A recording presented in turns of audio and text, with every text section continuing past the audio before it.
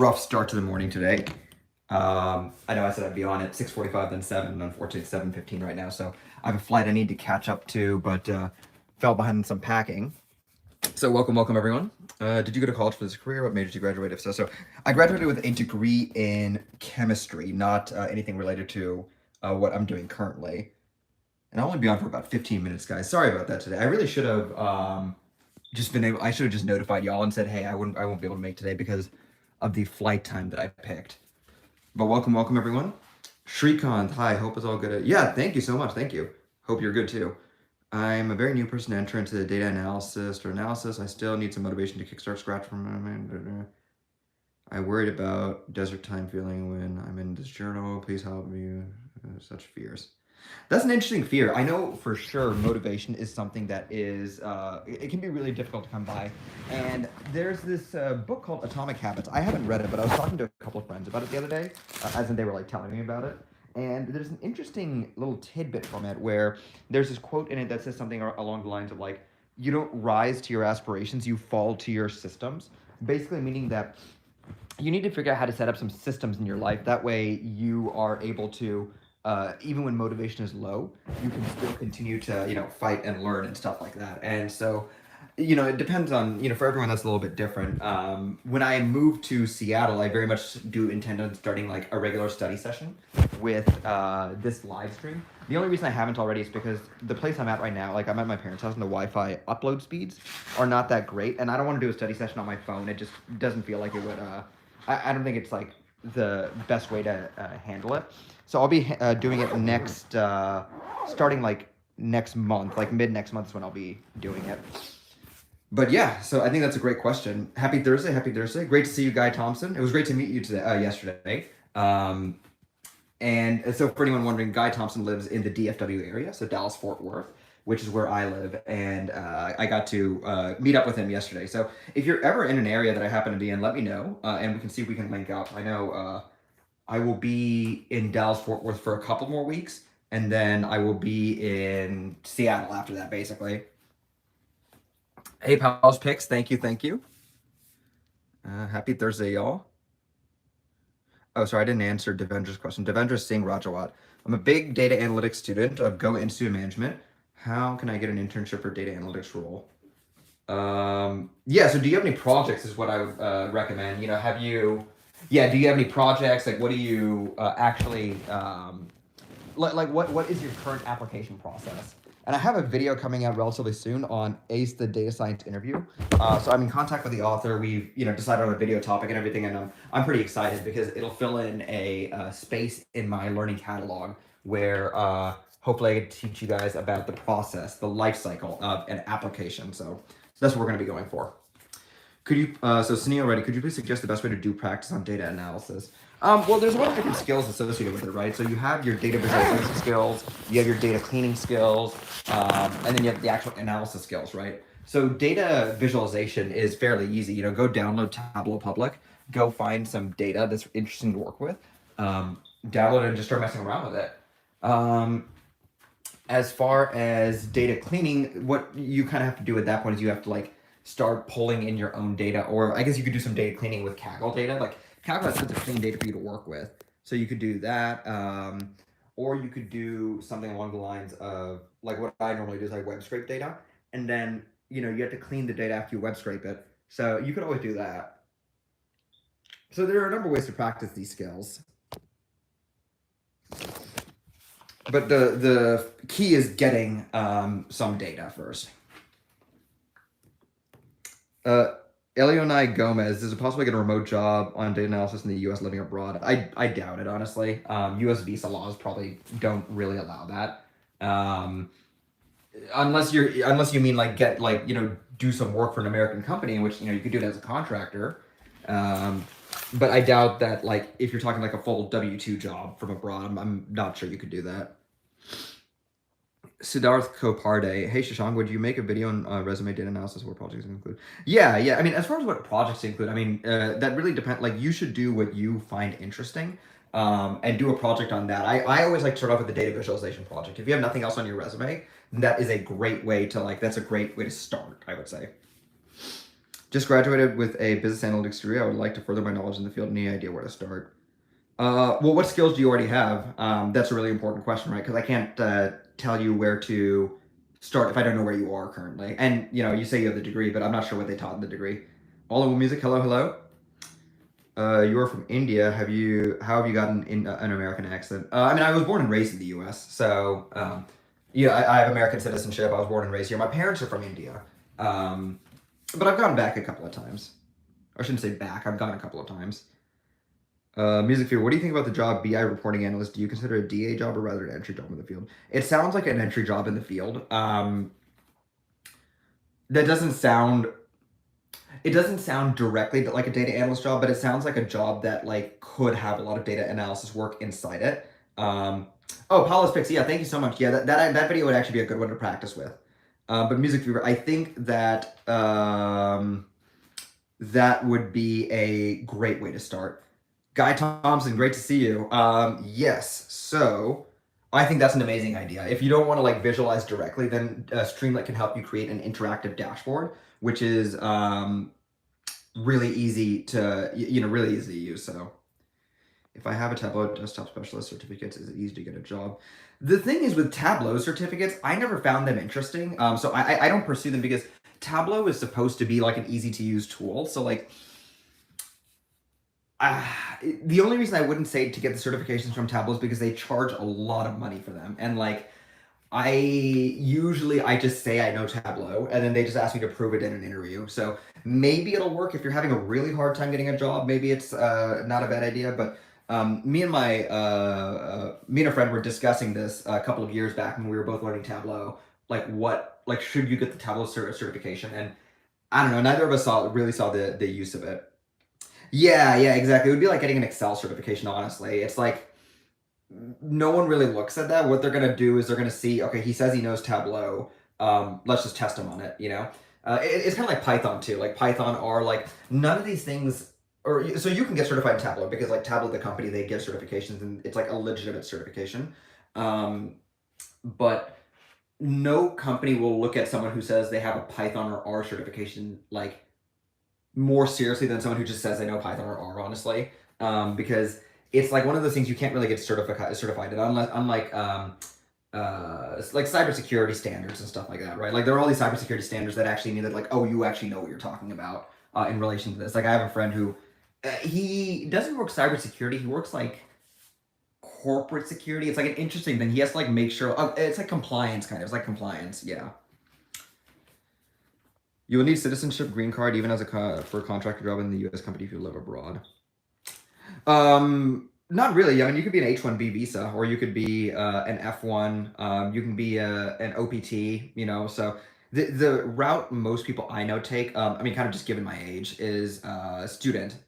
Student OPT. So student, you get the F1 visa. OPT, you get your job. H-1B, and then from there they go into green cards. Also, I want to show you guys this. So I got my girlfriend a wine opening set, and it's really cool. So what it has if you see on the like that side of it, that really long thing, it's basically something you like. It's like a little needle. You stab it into the wine cork, and then you pump out the wine cork. Super cool. I wish I could show it to you guys. I'll take a video and I'll show it to you guys maybe next time. I just thought it was really cool.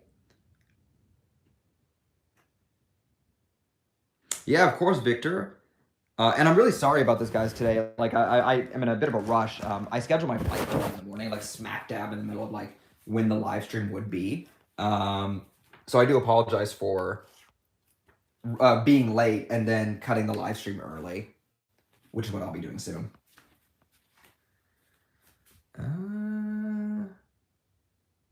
Yeah, Guy is exactly right. Most people just fumble their way through Tableau whenever they need to use it. Because, again, Tableau, it's a useful skill. If you know Tableau well enough, you can have a full-time job just making dashboards. Don't get me wrong. That is exactly what I did with my first job. But it's not like something that, you get like certified in because, again, it's supposed to be an easy-to-use tool. Unlike Python or R, like programming languages, obviously, like, Python or R are not like difficult, but like there isn't, when someone is doing those languages, there's an understanding there's going to be a barrier of entry, and so not like the highest emphasis isn't placed on usability versus like Tableau, where it's like they're selling a product, So it has to be very usable. Yeah, I'll show you guys a video clip of it later. Do they sell it at Nordstrom? No, I actually got this from Sam's Club. For anyone wondering, that's a major like warehouse store in the U.S. Let me take this with me too.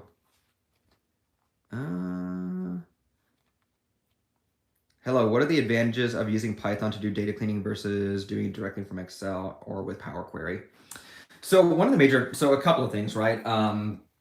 If you're building the first part of a data pipeline, then it might make sense for you to use Python, because your code might have to feed into a larger like a larger code base, in which case people don't do machine learning in Excel or in Power Query usually. That's one advantage. Another advantage is that it's completely system agnostic. Python works on it works on Ubuntu, Windows, and Mac. I don't believe Power Query works on Mac, and it definitely doesn't work on Linux. So you can go ahead and launch Power Query stuff on a Linux server if you have it. And if you're talking about Excel specifically, Python is traceable. Like the actual steps that you follow are very traceable versus what you do in Excel. I can't speak for Power Query though. But that's where you kind of have to make a judgment as a data analyst. Which tool do I use for which part of the job? So for example, I'm personally a lot more comfortable in Python, but I'll do a lot of my data cleaning in SQL because more of my team knows SQL.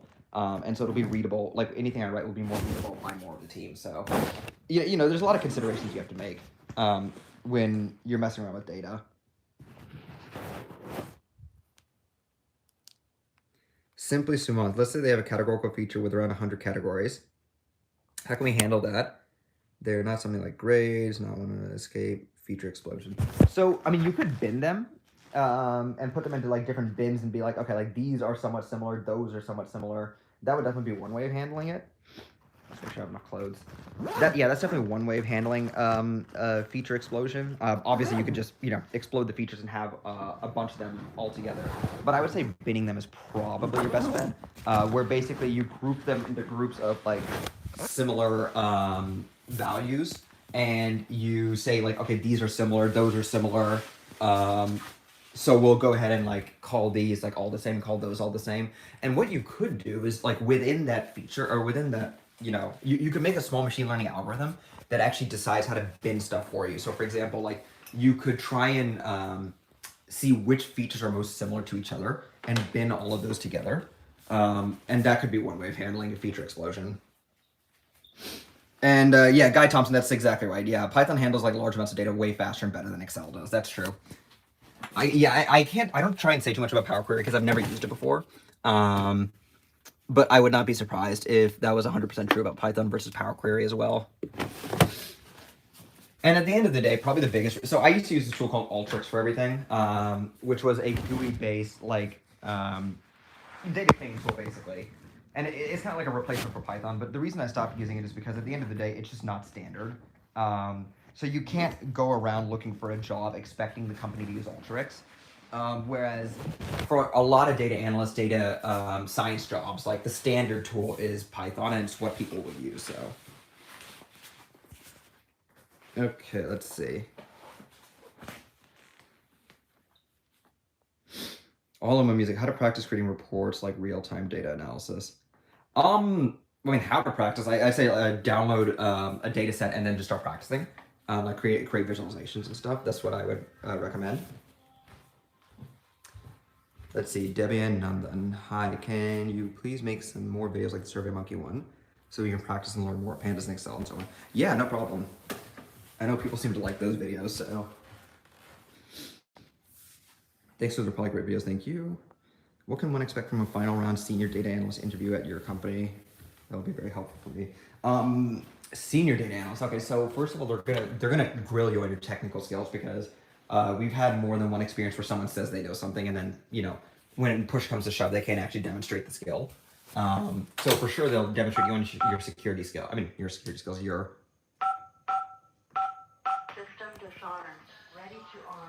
They'll test you on your technical skills, but then after that, when you're talking about a senior analyst, the important stuff starts to become can you run a project from start to finish? how good are you at managing stakeholders? They'll start asking you those types of questions and really start trying to see like, how do you break down and manage projects? At the end of the day, that's kind of like what a senior data analyst should be doing. They should be managing projects from like end to end. All right, guys, I'll be on for a couple more minutes. Sorry for the short live stream today. I do have to go catch a flight. Let's see. Roger Singh, I am in my 4th year CSE, so I'm guessing computer science branch. I have started with SQL and some web scraping. I don't know what to do now. I say visualization, data visualization. If you don't know what to do, data visualization is always a great way to start.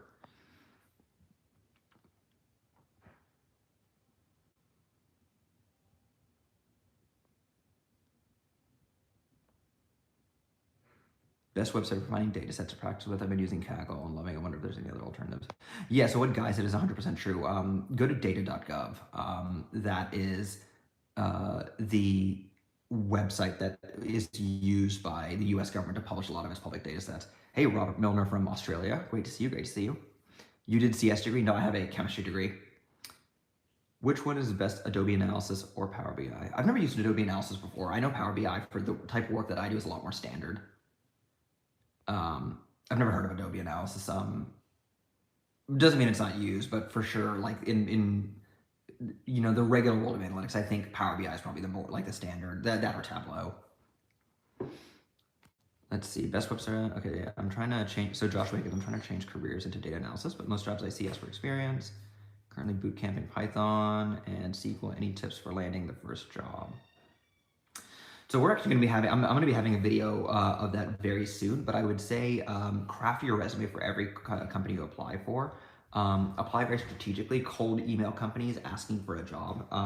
And yeah, and I think if you do that stuff, then you just, rinse and repeat. You'll have a solid route towards getting your first job. All right, so thank you guys so much for your time. I'm going to head out. I have to go catch up to my flight. I am sorry for being as late as I was today, but hopefully we'll be able to make tomorrow's live stream. Thank you guys so much for your time and have a great day.